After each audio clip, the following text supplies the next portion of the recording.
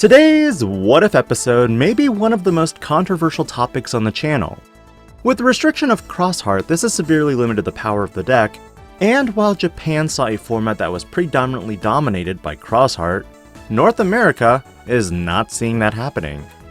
Instead, this brought a lot of decks back out of the woodworks. Security Control, Melga X, Grandest Kuwagamon, and even Wargreymon X. But for today's What If episode, I discuss my opinion on the present restrictions from November 11th, what in my opinion should have happened, and future limitations for other decks. As always, if you enjoy these types of videos and discussions, do consider liking this video, subscribing to the channel, and hitting that notification bell for more future content. While I had my own thoughts on Jet Sylviamon and Tomihime, I'm going to focus all of the discussion for today on the Crossheart restrictions and other restrictions I'd like to see moving forward. First up, Cross 4. I'm very conflicted about this card. Personally, I felt you could make the deck still playable, but limit Taiki Kudo to 1. Now, hear me out. There's a reasoning to this, I think. Crossheart was the only deck that was utilizing Sunrise Buster at 3 or even 4 copies. But by limiting Taiki Kudo, you now severely restrict the red tamer you could play. Likewise with space constraints, do you really want to try and run BT1 Tai Kamiya now?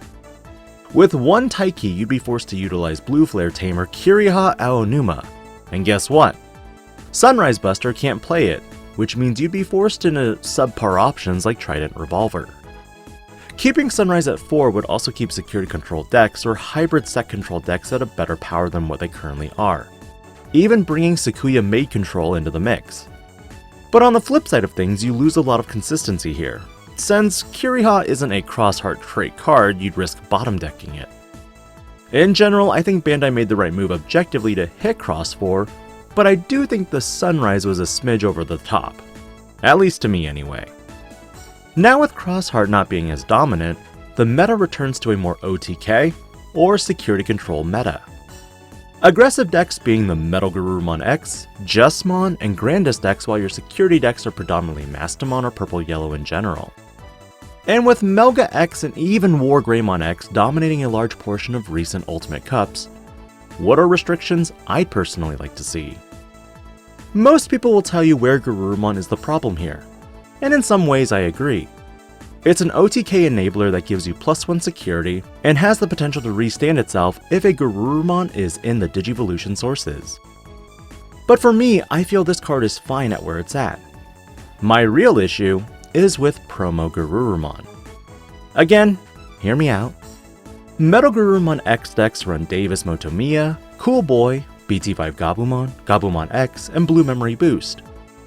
Each of these cards I'll break down into a played from hand or played from security. Davis Motomiya played from hand is an inherent +0. You play a card, and you potentially add a blue card and or a green card from the deck to the hand. But because Melga X doesn't play green cards, it's always only a potential 1 card add. A 1-for-1, which is +0. In security, it's a +1. Cool Boy, played from the hand, is a potential +1. Playing 1 card for a potential 2 card add, of 1 Digimon with X-Antibody and its traits, and 1 X-Antibody option card. In security, it's a potential +2. BT5 Gabumon is a potential +1, finding a Garurumon and or Omnimon Digimon, and it must be played. Gabumon X is an interesting card for the fact that Digivolving over the Gabumon is potentially a +2, but will be typically +1, finding a Garuru or Omni, and the X-Antibody option card. Garurumon, on the other hand, is a card that can net you free cards when you attack. With Battle Protection, it almost guarantees survival, assuming you don't hit an option card that deletes it or bounces it. Now when Melga X players have the perfect stack set up, they could have 1 to 2 instances of Battle Protection. They swing with Where Garurumon, draw 1, restand because of the Garurumon underneath, then swing again and draw another card.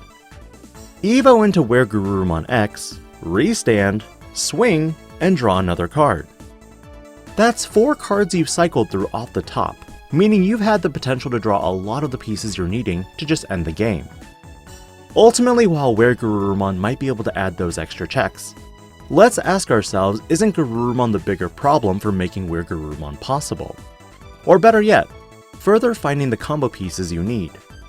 And while promo Weird Garurumon or Garurumon was a contention for possible restrictions, here's another restriction I think a lot of us would love to see. Cool Boy.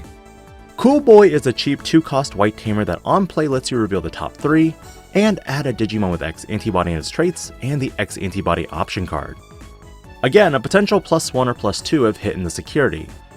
But its best effect comes in the form of suspending it and gaining 1 memory and drawing 1 additional card when digivolving into an X-Antibody Digimon from the same level. This card has seen repeated uses in the last 3 formats. BT9 with Alphamon, Melga X, Grandis, and Gaiomon. BT10 with Melga, Alphamon, and Grandis.